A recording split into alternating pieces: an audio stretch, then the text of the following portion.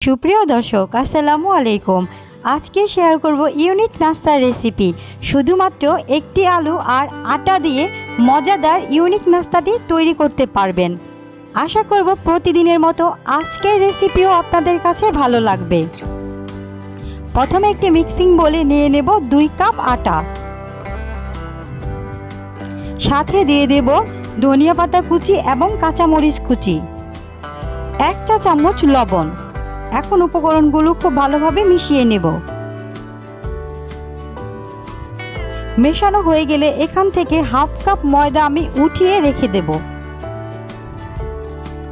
বাকি ময়দার মধ্যে পানি দিয়ে অল্প অল্প করে একটি ডো তৈরি করে নেব।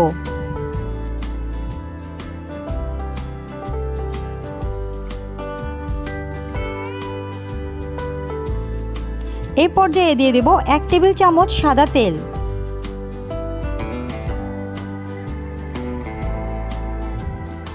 এখন ডোটা তৈরি হয়ে গেছে, ঢাকনা দিয়ে ঢেকে সাইডে রেখে দেব।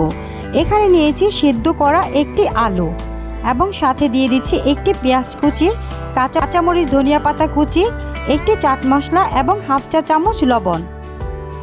এখন হাত দিয়ে খুব ভালোভাবে উপকরণগুলো মিশিয়ে নেব।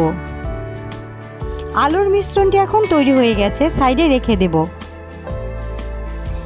এই পর্যায়ে ডোটাকে ভালোভাবে মথে নেব। এখন একটি বোর্ডের উপর নিয়ে একটু রুটির মতো বেলে নেব।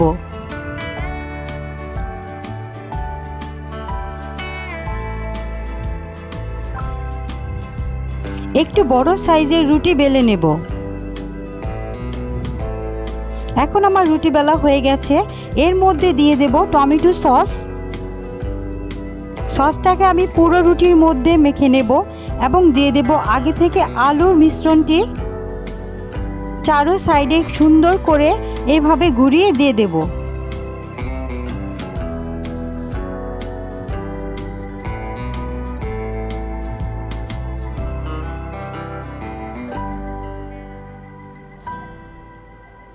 আপনাদের দেখে একটু বুঝে নিতে হবে কিভাবে আমি নাস্তাটি তৈরি করছি। এখন একটি পিৎজা কাটার দিয়ে এইভাবে কেটে নেব।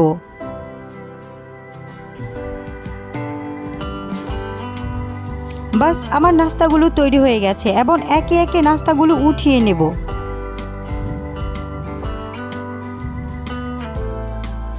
এইভাবে সবগুলো নাস্তা উঠিয়ে নেব। এখন আগে থেকে যে হাফ কাপ ময়দা রেখেছি তার মধ্যে পানি দিয়ে একটি ব্যাটার তৈরি করে নেব।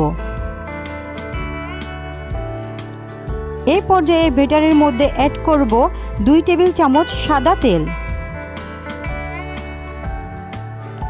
এখন খুব ভালোভাবে মিশিয়ে নেব।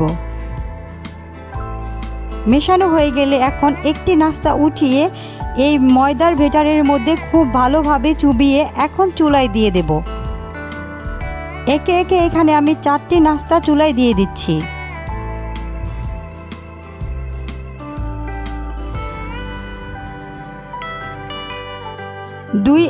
দুই থেকে 3 মিনিট ভাজার পর নাস্তাগুলো উল্টে দেব।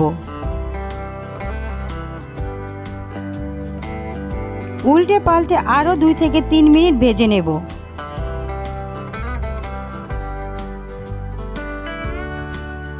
নাস্তাগুলোতে যখন এরকম বাদামি কালার চলে আসবে তখন একে একে নাস্তাগুলো উঠিয়ে নেব। এইভাবে আমি নাস্তাগুলো সবগুলো তৈরি করে নিয়েছি। আশা করব প্রতিদিনের মতো আমার আজকের রেসিপিও আপনাদের কাছে ভালো লেগেছে। রেসিপি ভালো লেগে থাকলে চ্যানেলটি সাবস্ক্রাইব করে রাখবেন। আজকে এই পর্যন্ত, সবাই ভালো থাকবেন। আল্লাহ হাফেজ।